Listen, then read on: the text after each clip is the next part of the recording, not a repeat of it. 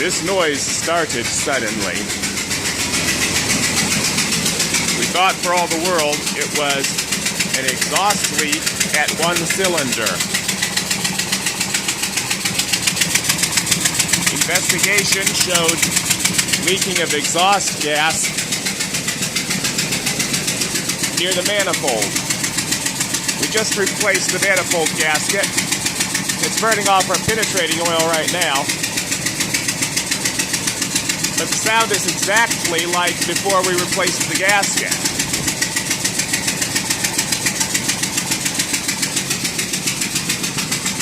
It's definitely on the right side of the engine.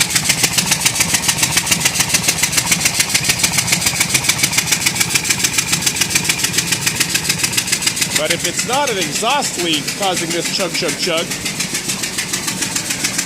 I don't know what it is.